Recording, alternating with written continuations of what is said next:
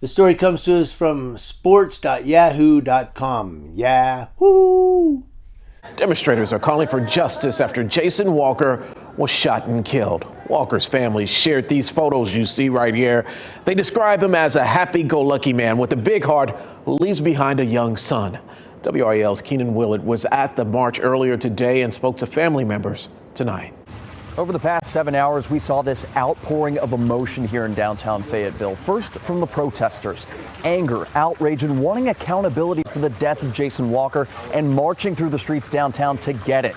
And then an update from the police chief, trying to calm those tensions while also telling us what investigators have found so far. And finally, confusion from the family of Jason Walker, who say they're hearing stories at this point about their loved one that don't sound like the man they knew. The person who killed a Fayetteville man, police say jumped on a moving vehicle Saturday, has been identified by law enforcement as an off-duty deputy with the Cumberland County Sheriff's Office.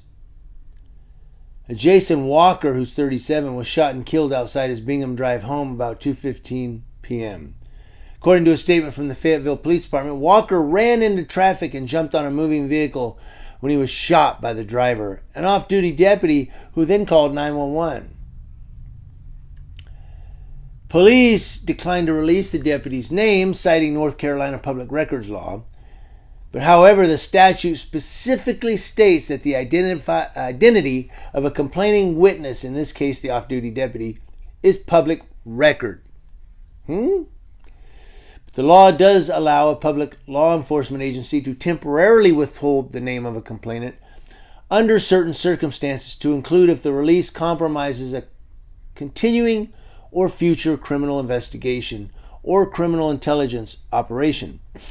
Get in the room and start figuring this out today. From the sheriff's office to police headquarters, dozens of protesters moved as one through downtown Fayetteville this afternoon.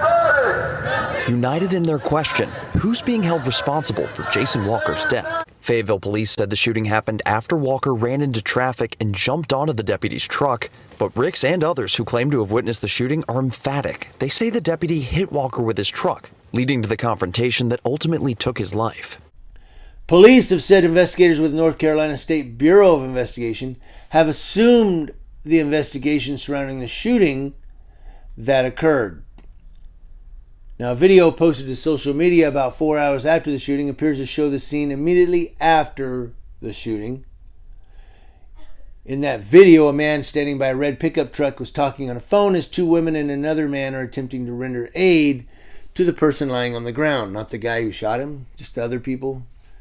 One woman says, "I don't know where the entry point is. He won't tell me where he shot him." So the guy won't even talk to him and say, "I shot him in there," or "I shot him there." He's just on the phone. He'll say, "Hey, what's up, Captain?" And it breaks my heart he didn't survive. And I'm trying to cope with that as well, but I don't want to take away from Jason or the injustice, and I'm not going to be silent. Elizabeth Ricks says after an off-duty Cumberland Sheriff's deputy shot Jason Walker on a Fayetteville street yesterday, she gave him first aid but couldn't stop the bleeding. The man by the open door of the truck, presumably the shooter, can be heard speaking on the phone saying, "I'm trying to protect my daughter and my wife." He then adds, "People are hostile right now." A shirtless man across the street hears the comment and says to the presumed shooter, "Nobody is hostile. Don't you bleep and say that. Nobody is hostile," as sirens draw closer. So the cops, he's gonna throw it up a little bit. I fear for my life right now. I'm fearing for my life. And they're all like trying to help this guy on the ground. When two Fayetteville police officers walk up to the scene, two women are attempting to help the victim. One says the victim has a very light pulse. An officer asked the people standing around who saw it. The shirtless man says he didn't see it, but he heard it. He said, "I came outside after I heard 4 gunshots." Another man in a hooded sweatshirt appears to explain to the officer that Walker flipped or jumped off the hood, then, pointing to the presumed shooter, and he jumped out of his car and shot him. The other officer briefly kneels next to the victim as a woman who'd apparently been driving past when the shooting happened appears to be applying pressure with a towel. But 2 minutes into the video, a paramedic arrives. An officer asks the person who is shooting the video if he witnessed the incident. "That's my wife," he said, referring to the female passerby who stayed by the victim's side throughout the video. She can be heard telling the EMT, "I don't know how many times he shot him."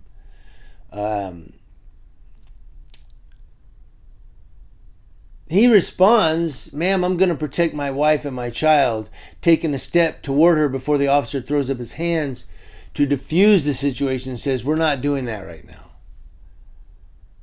The presumed shooter says, "I'm going to protect my wife and family." The woman says, "You had a vehicle." I'm going to get back to that. And that's when the video later ends. So apparently this cop guy is the one who's kind of hostile, because, you know, when she says, "I don't know how many times he shot him," you know, and the guy's like, "I'm going to protect my wife and child. In fact, I'm going to protect you," know. But it got to the point where the cop had to get between them and go, "Whoa, we're not doing this." But she makes a good point when she says, "You had a vehicle." So if the guy jumps now, I didn't see it in here. Maybe I skipped over it. Or maybe it was another news outlet for this story. It may have been. But I read through this story in two or three different news outlets. I read this story. And the driver of the truck reported that what happened was the man came running up and jumped on the hood of his truck and started pulling out his windshield wipers and banging on his windshield. The driver of the truck obviously apparently stopped then. He said he got out and the man was shot after he had flipped off the hood of the car. My question is, why didn't he just put it in reverse and go backwards and drive away from the guy? Or when he flips off the truck, drive around him and go, "Whoa, let's go up here and call police." No, he gets out and he shoots him. Why? Because he ripped off my windshield wipers and banging. I was scared for my wife and child. All three of you were in a truck. He's now laying on the ground. You had to get out and shoot him?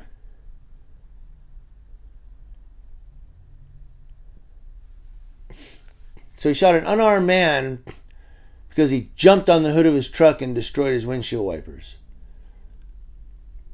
After the protests, Fayetteville Police Chief Gina Hawkins gave an update on what the SBI's investigation has found so far.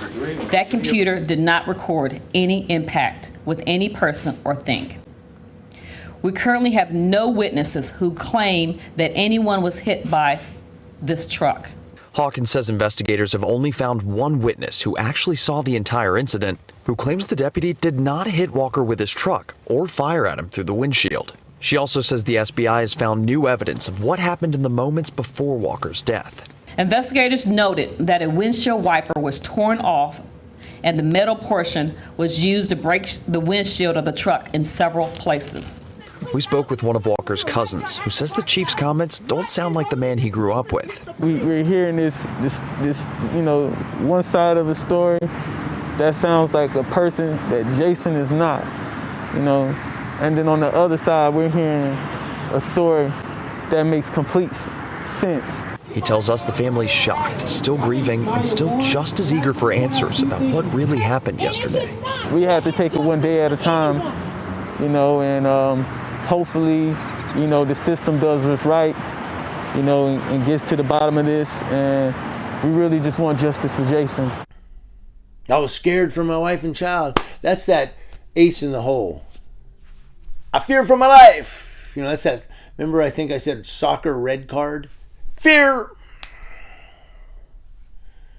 That's a pass, if you didn't know.